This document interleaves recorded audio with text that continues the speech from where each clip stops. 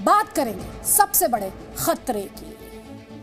तो दिल्ली में yellow alert जारी होने के बाद आज पहला दिन लोगों के लिए कैसा रहा, इसकी ग्राउंड रिपोर्ट आज आपके लिए देखना बहुत जरूरी, क्योंकि कोरोना के नए वेरिएंट ओमिक्रॉन के ताजा आंकड़े बढ़ रहे हैं। जी हां, देश में ओमिक्रॉन के 781 मामले हो गए हैं, जबकि दिल्ली में ओमिक्रॉन के 238 केस हैं। आज देश में कोरोना के 9,195 नए केस दर्ज हुए हैं, जबकि दिल्ली का आंकड़ा 1,000 के पास पहुंच गया है। दिल्ली में पिछले 24 घंटे में 923 केस मिले हैं और मुंबई में कोरोना के 2,510 नए मामले। जी हां, ये बड़ी खबर इस वक्त जी न्यूज पर। दिल्ली और मुंबई की बात करें तो कोरोना संक्रमण की रफ्तार तेज।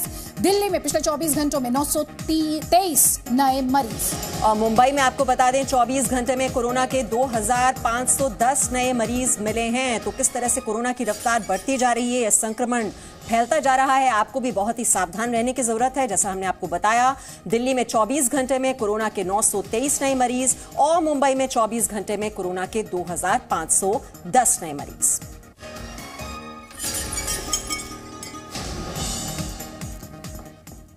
तो कोरोना संक्रमण की रफ्तार तेज हुई है और ये अपने आप में चिंता बढ़ाने वाली खबर है। पिछले 3 दिन का आंकड़ा अगर आप देखेंगे तो आपको ये समझ आएगा कि ओमिक्रॉन के मामले कितनी तेजी से बढ़ रहे हैं। 27 दिसंबर को देश में ओमिक्रॉन के 578 मामले थे और दिल्ली की अगर बात करेंगे तो 142। तो देश में 578 और दिल्ली में 142 ओमिक्रॉन के केसेस। 28 दिसंबर को देश में ओमिक्रॉन के केस 653 पर पहुंचे और दिल्ली में 165 पर। फिर अगले दिन यानी 29 दिसंबर को यानी आज देश में ओमिक्रॉन के मामले आप जानते हैं 781 हो चुके हैं, जैसे कि आप अपने स्क्रीन पर देख रहे हैं, और दिल्ली में ये आंकड़ा 200 पार कर चुका है। 238 ये केसेस हैं। पिछले 24 घंटों में देश में 128 और दिल्ली में 73 नए केस आए हैं। इस हिसाब से अगर आप देखेंगे तो एक दिन में 50% से ज्यादा यानी 50% से ज्यादा केसेस सिर्फ दिल्ली में दर्ज हुए हैं। और अब तक ओमिक्रॉन के जो कुल मामलों को अगर हम देखा जाए तो आपको बता दें ओमिक्रॉन के 30% से ज्यादा केस दिल्ली में मिले हैं। दिल्ली में कोरोना के मामले लगातार बढ़ रहे हैं और इसीलिए दिल्ली में येलो अलर्ट लागू किया गया है। और दिल्ली के उपराज्यपाल की अध्यक्षता में DDMA की जो बैठक हुई उसमें यह फैसला लिया गया कि अगले कुछ दिनों तक दिल्ली में येलो अलर्ट लागू रहेगा। बस 2 घंटे हो गए खड़े होते।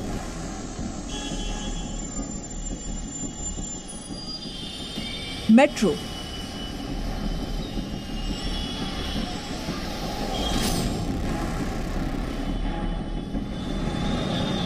और बाजार,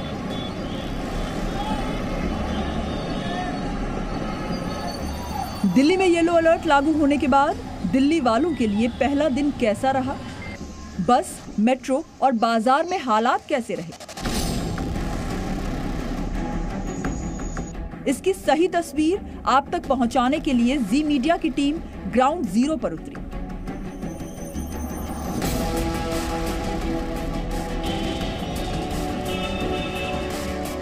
इस वक्त हम हैं राजधानी दिल्ली के लक्ष्मी नगर मेट्रो स्टेशन पर। यहाँ पर आप तस्वीरें देखिए, आपको लंबी कतार नजर आएंगी। सर लेट हो रहे, हॉस्पिटल जाना था। तो 1 घंटे से लाइन में लगा हूँ। 1 घंटे से लाइन? 1 घंटे से जी। आपकी बारी नहीं आई है? नहीं सर, अभी तक नहीं आई है। सारी दिक्कत हो रही है, बस में भी 20 से ज़्यादा नहीं बिठा रहे, मेट्रो में भी अब बहुत परेशानी हो रही है, ऑफिस के लिए लेट हो रहे हैं। नई गाइडलाइंस के मुताबिक दिल्ली मेट्रो में सिर्फ 50% क्षमता के साथ ही यात्रा की जा सकती है। मेट्रो स्टेशन पर एक ही गेट जाने के लिए खोला गया है। एक बार में 50 लोगों को ही एंट्री दी जा रही है। यही वजह है कि दिल्ली के हर मेट्रो स्टेशन के बाहर यात्रियों की लंबी कतारें लगी हैं। सिर्फ लक्ष्मी नगर मेट्रो स्टेशन ही नहीं, अक्षरधाम मेट्रो स्टेशन और द्वारका मेट्रो स्टेशन के बाहर भी एक जैसी तस्वीर दिखी। अब आपको दिखाते हैं बस के यात्रियों का हाल। मेट्रो और बसेज में जो कैपेसिटी है सीटिंग की वो 50% कर दी गई है। इस वक्त मैं मौजूद हूँ दिल्ली के आनंद विहार बस स्टैंड पर। दिल्ली के सबसे बिजी बस रूट में से एक है। कितनी देर से खड़े हैं? आधा घंटा हो गया। तो बसेज नहीं मिल रही हैं? अभी नहीं आई है। तो कितना टाइम से खड़े हैं यहाँ पे? आधा घंटा हो गया। तो बस नहीं मिल रही है? है ही नहीं है। 50% कैपेसिटी कर रखी है, जुगाड़ कोई है नहीं। वो 20 सवारी कर दिया उससे, इसलिए टाइम लग रहा है। कितना टाइम से खड़े हैं आप यहाँ पे? 20 मिनट हो गई। तो बस मिल रही है, कितना समय लग रहा है? देखिए ये तस्वीर आप देखिए कि बस की तरफ जो है लोग किस तरीके से दौड़ रहे हैं, क्योंकि बस की सीटिंग कैपेसिटी वो 50% हो गई है, तो अब यहाँ पे रोक दिया जाता है। बस के जो गेट है वो बंद कर दिए गए हैं। अब सर कहाँ जाना था आपको? निर्माण बिहार जाना था। तो अब बस के गेट बंद कर दिए गए हैं, तो कितनी देर से खड़े हैं आप? आधा घंटा हो गया, अभी तक बस नहीं मिली, आधा घंटा हो गया। मेट्रो गए थे, मेट्रो पे भी लाइन लग रही थी। दिल्ली में बसें भी 50% क्षमता के साथ चल रही हैं। ज्यादातर बस यात्रियों ने बताया कि अचानक लिए गए इस फैसले से उन्हें काफी परेशानी हो रही है, क्योंकि सीट मिलने में आधे घंटे से 1 घंटे तक का या उससे ज्यादा का समय लग रहा है। कहाँ जाना है और कहाँ के लिए बैठे थे, कितना समय लगेगा? समय तो लग रहा है अभी एम्स जाना है। तो कितना टाइम आपको लग रहा है बसों के इंतजार में कर देंगे? काफ़ी समय लग रहा है, कल से 45 मिनट तक मैं खड़ा था, तब तो मुझे जगह मिला बस में बैठने की। लगभग 1.5 से 2 घंटे हो गए हमें खड़े हुए। काफ़ी भीड़ है, बहुत ज़्यादा लोग परेशान हैं यहाँ पे। आपको क्या लगता है ये फैसला सही था सरकार का कि इस तरीके से ये सिस्टम लागू किया था? ये एकदम से अचानक से 50% करना ये गलत है। यात्रियों की परेशानी आपने देखी, अब आपको नई गाइडलाइन पर बस ड्राइवर और बस में तैनात मार्शल की राय बताते हैं। ITO से लक्ष्मी नगर तक जाने वाली बस में सवार होकर जी मीडिया रिपोर्टर राजू राज ने बस ड्राइवर और मार्शल से बात की। इन चीजों का ख्याल रख रहे हैं आप लोग? जैसे सवारी को ज्यादा जड़ से सवारी से ज्यादा ना हो, और सोशल डिस्टेंसिंग और मास्क का। बहुत दिक्कत हो रही है लोगों को, सारे स्टैंड भरे पड़े हैं, सवारियों को बसें नहीं मिल रही हैं। सभी मास्क लगा के रखेंगे और लाइट में लेके आएंगे, कोई भी बगैर मास्क के नहीं आएगा। ये चांदनी चौक है, दिल्ली के सबसे ज्यादा भीड़ भाड़ वाले बाजारों में से एक। नई गाइडलाइंस के मुताबिक दिल्ली के बाजारों में दुकानें ऑड इवन के तहत खुलेंगी और चांदनी चौक में भी इसका पालन किया जा रहा है। दिल्ली के बाजारों की एक बार आपको हम लोग स्थिति दिखाएं तो आप देखिए कि बाजारें ऑड इवन तरीके से खुली हैं। एक दुकान खुली है, उसके बगल की दुकान बंद है, फिर खुली है, फिर बंद है, फिर खुली है, फिर बंद है। तो इस तरीके से बाजारों को ऑड इवन तरीके से खोला गया है ताकि ओमिक्रॉन का जो फैलाव है दिल्ली में वो ज्यादा ना फैले। बाजार में भीड़ तो थी, लेकिन ज्यादातर लोग मास्क पहन कर आए थे। कुछ लोग ऐसे भी दिखे जिनके चेहरे से मास्क गायब था। अब आपको लाजपत नगर मार्केट की तस्वीर दिखाते हैं। सुबह का समय है, लगातार जो दुकानें हैं वो खुल रही हैं, लेकिन अब दुकानें जो हैं ऑड और इवन के हिसाब से खुल रही हैं और साथ साथ इस मार्केट में भीड़ को देखते हुए रैंडम टेस्टिंग और वैक्सीनेशन की जो सुविधा है वो भी दी गई है। कंट्रोल करने के जो ऑड इवन है चालू किया गया है, जो भी है, तो इसकी तरफ से हमने हर दुकानदार जितने भी लोग हैं उनको वैक्सीनेट कराया। जो ये ऑड और इवन की पॉलिसी है ये नहीं होनी चाहिए, क्योंकि ग्राहक तो मार्केट में आ रहा है। अगर दुकानें बंद होंगी, जो हमारे यहाँ पर लेबर काम करती है वो कहाँ जाएगी? अगर दुकान बंद रहेगी उसको तनख्वाह नहीं मिलेगी। यात्री, दुकानदार और ग्राहक दिल्ली में मिनी लॉकडाउन जैसे हालात से परेशान सभी हैं, लेकिन आपको ये समझना होगा कि कोरोना के मामले एक बार फिर से बढ़ रहे हैं और ऐसे में जरा सी ढिलाई भारी पड़ सकती है। दिल्ली से हरीश झा, शिवांक मिश्रा, राजू राज के साथ ब्यूरो रिपोर्ट, जी मीडिया। तो अभी आपने मैप के माध्यम से देखा 21 प्रदेश हैं और ओमिक्रॉन के केसेस की संख्या लगातार बढ़ रही है, इसलिए एहतियात बरतिए, सावधानी बरतिए और खुद को भी बचाइए, अपने परिवार को भी बचाइए। हमारी अगली खबर है समाजवादी इत्र वाले पी जैन पर। कंफ्यूजन को दूर करेगी हमारी ये खबर। आपको ये याद होगा जब उत्तर प्रदेश के कन्नौज और कानपुर में पीयूष जैन के ठिकानों पर छापेमारी के दौरान करोड़ों रुपयों का कैश और गोल्ड मिलने लगे, तब ये दावा किया गया कि पीयूष जैन वही शख्स हैं जिसने समाजवादी इत्र बनाया था। और बीजेपी भी कैश कांड को लेकर समाजवादी पार्टी पर निशाना साधने लगी। इस बीच अखिलेश यादव ने बयान दिया कि बीजेपी सरकार के निशाने पर पीयूष जैन नहीं, दरअसल दूसरे जैन थे जिनके नाम का पहला लेटर भी पी ही है। गलती से पीयूष जैन के ठिकानों पर छापेमारी की गई। अब वो दूसरा कौन है, जी मीडिया रिपोर्टर विशाल पांडे की ये पड़ताल देखिए।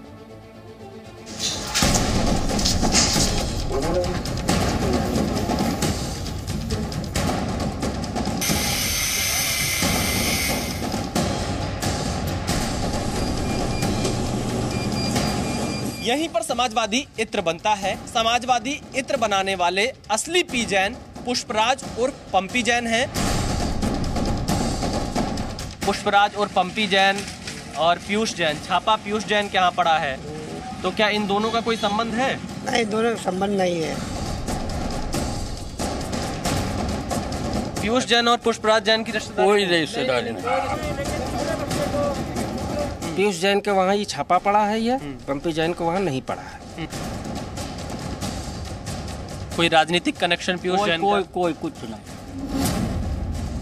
कन्नौज कैश पर P Jain versus P Jain.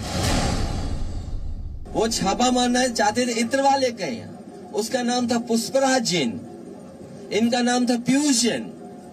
लगता है डिजिटल इंडिया की गलती हो गई, पुष्पराज जैन की जगह पीयूष जैन आ गए, तो पीयूष जैन के यहाँ छापा मार दिया। 2017 से पहले भ्रष्टाचार का जो इत्र उन्होंने पूरे यूपी में छिड़क रखा था, वो फिर सबके सामने आ गया है। इत्र वाले पी जैन को लेकर भ्रम क्यों? 196 करोड़ कैश और 23 किलो गोल्ड जिस शख्स के ठिकानों से बरामद हुए, उसका नाम पीयूष जैन है और वो यूपी के कन्नौज का रहने वाला है। ये तो आपको भी पता होगा, लेकिन जब पीयूष जैन के घर पर छापेमारी की खबर आई थी, तब कई मीडिया हाउस ने दावा किया कि पीयूष जैन का संबंध समाजवादी पार्टी से है, जिसने समाजवादी इत्र बनाया था। लेकिन जी मीडिया ने आपको पहले ही बता दिया था कि पीयूष जैन ने समाजवादी इत्र नहीं बनाया था। समाजवादी इत्र बनाने वाले व्यक्ति का नाम पुष्पराज जैन उर्फ पम्मी जैन है और ये समाजवादी पार्टी के एमएलसी हैं।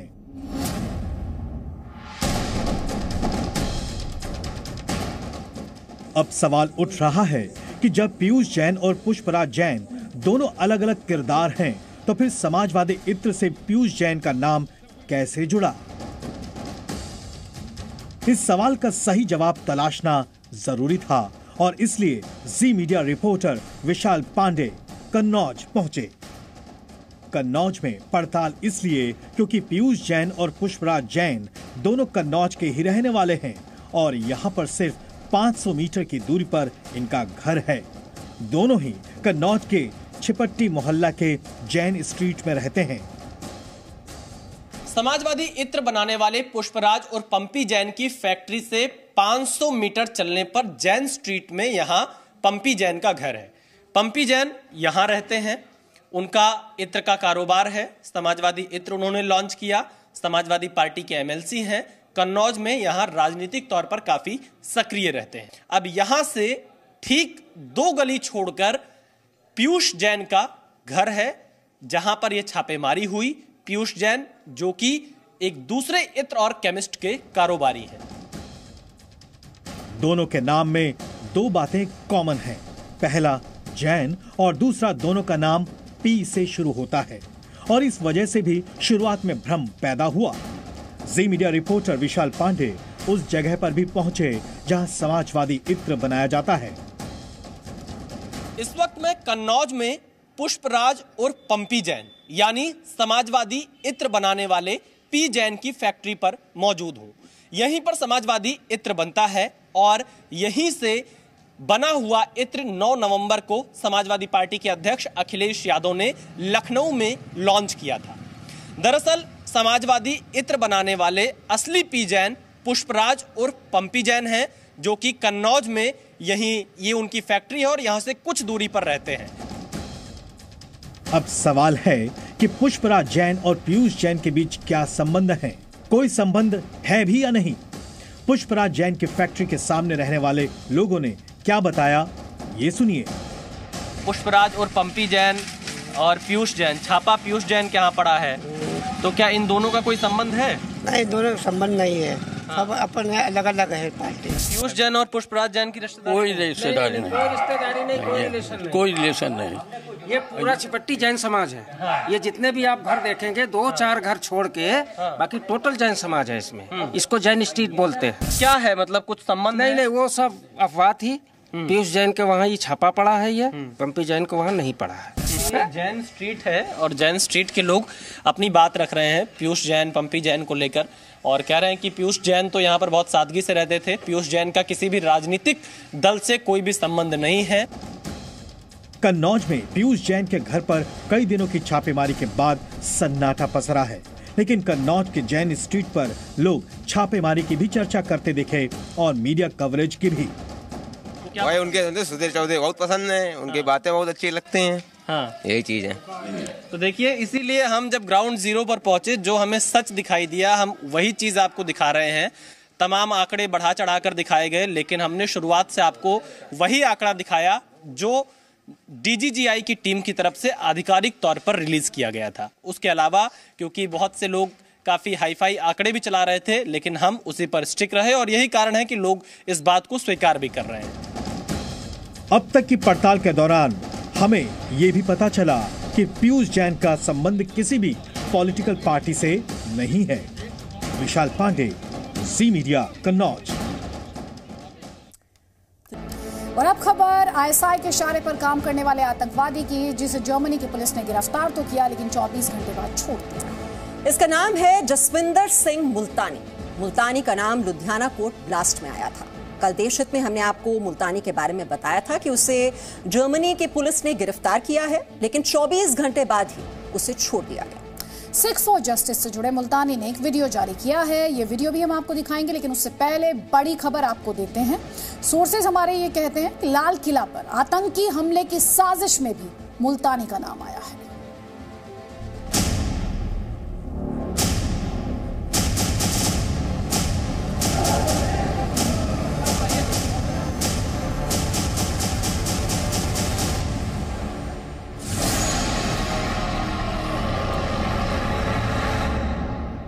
जर्मनी में बैठकर भारत को दहलाने की साजिश रचने वाला जसविंदर सिंह मुल्तानी नया वीडियो जारी कर हमें चिढ़ा रहा है।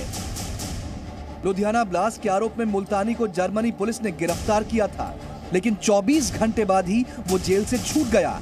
आखिर मुल्तानी सिर्फ 24 घंटे में जेल से बाहर कैसे निकला, ये बताने से पहले आपको उसकी नई साजिश के बारे में बताते हैं। भारतीय खुफिया एजेंसी से जुड़े सूत्र के मुताबिक मुल्तानी लाल किला पर आतंकी हमले की फिराक में था। हमले के लिए दिल्ली और मुंबई में हथियार भेजे जाते। इस आतंकी हमले के लिए डेडलाइन भी तय थी 26 जनवरी से पहले, और मकसद था गणतंत्र दिवस पर हिंदुस्तान को दहलाना। आपको याद होगा 26 जनवरी को किसान के नाम पर किस तरह लाल किला पर हिंसा भड़की थी। अब जरा जसविंदर सिंह मुल्तानी का नया वीडियो देखिए। ਇਹ ਸਾਡੇ ਜਿਹੜੀਆਂ ਵੋਟਾਂ ਸਾਡੀਆਂ ਚੱਲ ਰਹੀਆਂ ਸਿੱਖ ਰਜਿਸਟਰਡ ਦੀਆਂ ਲੰਡਨ ਤੋਂ ਤੇ ਉਹਨੂੰ ਬਦਨਾਮ ਕਰਨ ਦੀ ਕੋਸ਼ਿਸ਼ ਕਰ ਰਹੇ ਨੇ। ਇਦਾਂ ਦੀ ਕੋਈ ਗੱਲਬਾਤ ਨਹੀਂ ਹੈਗੀ ਤੇ ਅਸੀਂ ਕੋਈ ਇਦਾਂ ਦੀ ਸਾਡੀ ਸਾਰੀ ਕਲਮ ਦੀ ਲੜਾਈ ਹੈ, ਕੋਈ ਹਥਿਆਰਾਂ ਦੀ ਲੜਾਈ ਨਹੀਂ ਹੈਗੀ। 24 घंटे तक गिरफ्तारी में गुजारने के बाद निकला जसविंदर सिंह मुल्तानी जर्मनी में बैठकर पंजाब पुलिस को धमकी दे रहा है, और उसके साथ दिख रहा है सिख फॉर जस्टिस का आतंकवादी गुरपतवंत सिंह पन्नू। मैं अपने घर दे विच बैठा, इदां दी कोई गल नहीं हैगी कि जर्मन की सरकार ने अज मैनू फड़ के हिरासत दे विच लिता जिता कि गोदी मीडिया बोल रहे हैं। इदां दी कोई गल नहीं ते जर्मन की सरकार नाल हर वक्त साडी गलबात होंदी रहिंदी है। ये वही जसविंदर सिंह मुल्तानी है जिसके पाकिस्तानी आईएसआई से कनेक्शन के सबूत जांच एजेंसियों को मिले हैं। ये वही जसविंदर सिंह मुल्तानी है जो पाकिस्तान से पंजाब में ड्रग्स और हथियारों की स्मगलिंग का काम करता है।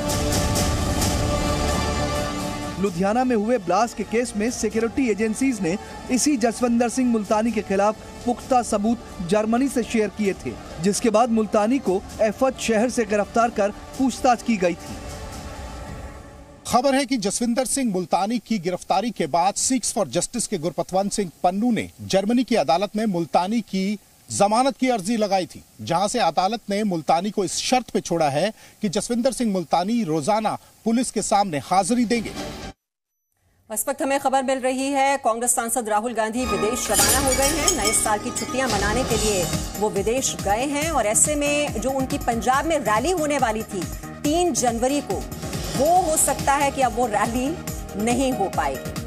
रवि त्रिपाठी और इन्फॉर्मेशन के साथ रवि, राहुल गांधी छुट्टी पर जा चुके हैं और एक बार फिर से जो पंजाब में उनकी रैली है उस पर एक बड़ा सवालिया निशान। जी बिल्कुल, देखिए अक्सर राहुल गांधी अपनी छुट्टियों के लिए जाने जाते हैं और नए साल का मौका है तो आमतौर पर देखा जाता है कि नए साल की छुट्टी मनाने वो विदेश जाते ही जाते हैं, चाहे कोई भी परिस्थिति हो। तो इस साल भी वो छुट्टी मनाने गए हैं और छुट्टी मनाने के बाद कितने दिन के बाद लौटेंगे ये जानकारी किसी को है नहीं। तो जो पंजाब के कुछ सीनियर नेताओं से बात हुई है उसमें ये निकल के आ रहा है कि पंजाब में 3 तारीख को उनकी रैली थी, चुनाव के मद्देनजर पहली रैली मानी जा रही थी वो, तो शायद राहुल गांधी उस समय तक नहीं लौटे तो उसको पोस्टपोन करने का प्लान बन रहा है, क्योंकि राहुल गांधी आज ही रवाना हुए हैं, जो अपने को मुझे खबर मिल रही, जानकारी मिल रही सोर्सेज के हवाले से। तो राहुल गांधी आज निकले तो कम से कम 10 दिन के दौरे के बाद लौटेंगे। तो ऐसी स्थिति में पंजाब की पहली रैली जो चुनावी रैली थी वो शायद उनको पोस्टपोन करना पड़ेगा। और राहुल गांधी कहीं ना कहीं इसलिए बदनाम माने जाते हैं और कहीं ना कहीं इनके लिए उनका मजाक उड़ाया जाता है कि पॉलिटिकली जो इश्यूज होते हैं, जो बड़ा पीक पर रहता है, तब वो कहीं ना कहीं विदेश दौरे पे चले जाते हैं। इसलिए कहीं ना कहीं उनके विदेश दौरा तो जाते ही है, लेकिन विदेश दौरा उनका इसलिए चर्चा में रहता है कि जब भी कोई पॉलिटिकल मामला सीरियस इशू चलता रहता है, कोई डेवलपमेंट चलता रहता है, तब वो विदेश और जब वो विदेश जाते हैं रवि, तो सवाल जरूर खड़े होते हैं कि वो पार्ट टाइम नेता हैं और उनके लिए चुनाव ज्यादा महत्वपूर्ण है या फिर छुट्टियां मनाना। और इस बार भी एक बार फिर से जरूर ये सवाल अदिति पूछा जाएगा। प्रधानमंत्री नरेंद्र मोदी वर्ल्ड लीडर हैं। पीएम मोदी जो बोलते हैं, जो करते हैं, वो पूरी दुनिया देखती है। पीएम मोदी की सुरक्षा को भी बड़ा खतरा रहता है। हालांकि कई बार नरेंद्र मोदी अपनी सुरक्षा की परवाह किए बगैर लोगों के बीच चले जाते हैं, कार से बाहर निकलकर लोगों का अभिवादन करते हैं। सुरक्षा के बढ़ते खतरे को देखते हुए उनके काफिले को मजबूत बनाने की कोशिश की गई है, और कैसे कोशिश की गई है उसकी तस्वीर आप देख चुके हैं। प्रधानमंत्री मोदी की सुरक्षा को ध्यान में रखते हुए एसपीजी ने नई Mercedes Maybach S650 guard car को अपने बेड़े में शामिल किया है। अपनी इस नई सवारी का पीएम मोदी ने इस्तेमाल करना भी शुरू कर दिया है। पिछले महीने जब रूस के राष्ट्रपति व्लादिमीर पुतिन आए थे तो पीएम मोदी उनका स्वागत करने के लिए इसी कार से पहुंचे थे। प्रधानमंत्री की नई मर्सिडीज कार में ऐसे फीचर्स हैं जिससे यही कहा जा सकता है कि प्रधानमंत्री की सुपर कार है।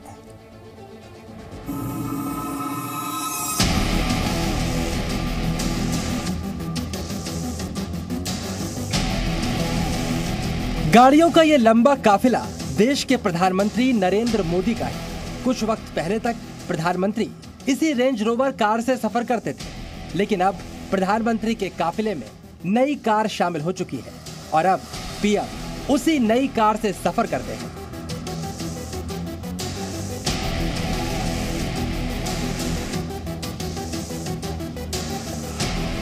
प्रधानमंत्री नरेंद्र मोदी के काफिले में शामिल रेंज रोवर की जगह अब मर्सिडीज कार ने ली है। जिस मर्सिडीज कार से अब पीएम सफर करते हैं उसका नाम है मर्सिडीज मेबैक 650। ये कार सड़क पर चलते फिरते 4 पहियों वाले बंकर से कम नहीं है। पीएम की शक्तिशाली सवारी में ऐसी कई खूबियां हैं जो दुश्मनों के नापाक मंसूबों को पल भर में नाकाम कर देंगी। प्रधानमंत्री की इस सुपर कार की खासियत भी जान लीजिए। इस कार पर बम या गोली का असर नहीं होगा। अगर कोई AK-47 से कार पर हमला करने की कोशिश करता है तो इसकी बॉडी पर सिर्फ मामूली खरोंच आएगी और कुछ नहीं होगा। इसी तरह अगर कार से 2 मीटर की दूरी पर 15 किलो विस्फोटक से धमाका किया जाता है तो कार के अंदर बैठे शख्स को जरा भी नुकसान नहीं पहुंचेगा। अगर कभी गैस हमला होता है तो भी ये कार सुरक्षा प्रदान करेगी। गैस हमले के वक्त केबिन में अलग से एयर सप्लाई मिलती है। Mercedes Maybach 650 VR level 10 protection से लैस है। इसे आसान भाषा में समझाएं तो कार का सेफ्टी सिस्टम सेना की बख्तरबंद गाड़ी जैसा ही होगा। इस हाईटेक कार को धमाका प्रूफ वाहन यानी ERB रेटिंग भी मिली है। मतलब कार के आगे धमाके बेअसर साबित होंगे। आतंकी संगठनों के निशाने पर होने के कारण देश के प्रधानमंत्री की सुरक्षा से किसी भी तरह का समझौता नहीं किया जा सकता।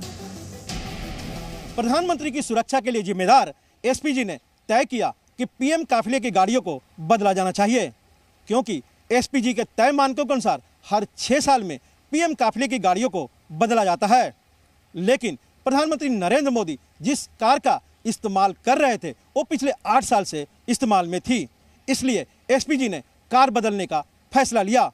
गाड़ी बदलने के इस मामले में एसपीजी ने न तो पीएम मोदी से कोई राय मांगी और न ही पीएम मोदी ने अपनी कोई राय दी।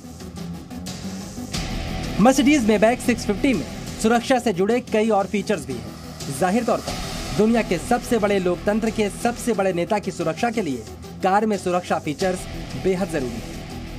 मर्सिडीज मेबैक कार के फ्यूल टैंक पर एक स्पेशल कोट लगा है। ये गोली लगने से हुए छेद को खुद ही सील कर देता है। गाड़ी की खिड़कियों पर पॉलीकार्बोनेट की परत होती है जिससे गैस अटैक को रोकने में मदद मिलती है।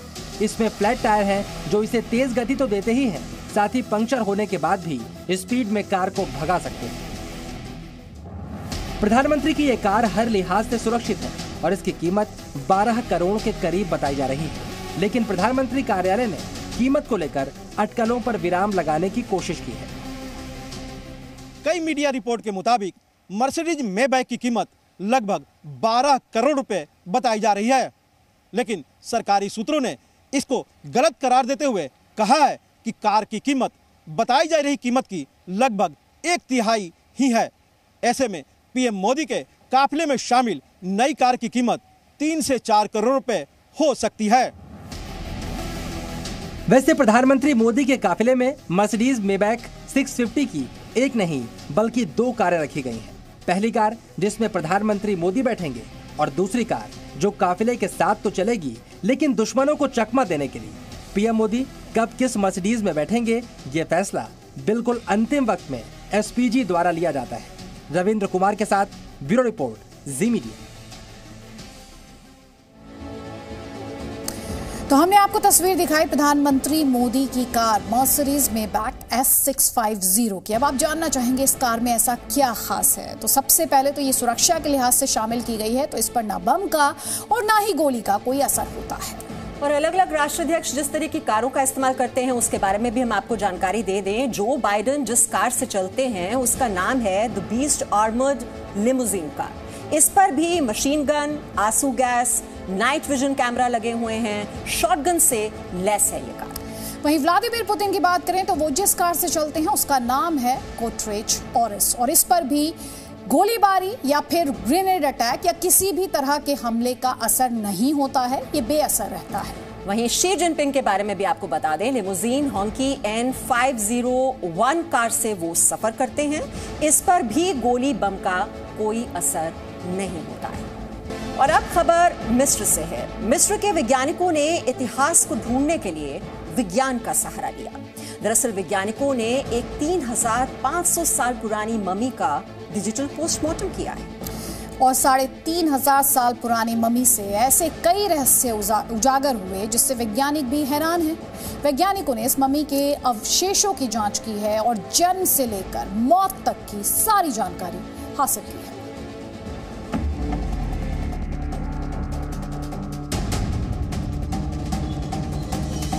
मिस्र के ये पिरामिड रहस्य की इमारतें हैं।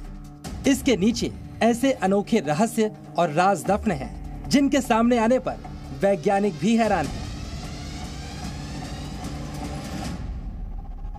3500 साल पुराना राज खुला। एक मम्मी की 3D स्कैनिंग। मिस्र में 3500 साल पुरानी मम्मी के शरीर की डिजिटल स्कैनिंग की गई। स्कैनिंग के लिए एडवांस डिजिटल 3D इमेजरी तकनीक का इस्तेमाल किया गया। स्कैनिंग के बाद वैज्ञानिकों को मालूम चला कि ये मम्मी मिस्र के राजा फिरौ अमेनहोटेप प्रथम की है। राजा फिरौ अमेनहोटेप प्रथम ने मिस्र पर 1525 से 1504 ईसा पूर्व तक शासन किया था। स्कैनिंग के दौरान वैज्ञानिकों ने पाया 3500 साल बाद भी मम्मी के दांत और कान की हड्डियां पूरी तरह से सुरक्षित हैं। जांच के दौरान वैज्ञानिकों ने पाया कि मम्मी की ठुड्डी पतली, नाक छोटी छोटी और बाल घुंघराले रहे होंगे। वैज्ञानिकों ने 3D स्कैनिंग के जरिए मालूम किया कि अमेनहोटेप प्रथम की मौत 35 वर्ष की उम्र में ही हो गई थी। मिस्र के इस राजा की लंबाई 5 फीट 6 इंच थी। 3500 साल पुरानी इस मम्मी को पहली बार सन 1881 में खोला गया था। ये मम्मी दक्षिणी मिस्र के लक्सर में खोजी गई थी। वैज्ञानिकों को पता चला है कि राजा के शव को दफनाते वक्त उन्हें फूलों की माला पहनाई गई थी और उनके शव को काफी आकर्षक लकड़ी के मुखौटे से सजाया गया था। अमेनहोटेप प्रथम के शव को जिस तरीके से संरक्षित किया गया था उस तरह अभी तक किसी भी राजा के शव को संरक्षित नहीं किया गया। वैसे मिस्र में इससे पहले दिसंबर महीने में ही पुरातत्वविदों को 2500 साल पुरानी 2 मम्मी मिली थी। उनमें से एक मम्मी की जीभ सोने की बनी हुई थी। ब्यूरो रिपोर्ट, जी मीडिया।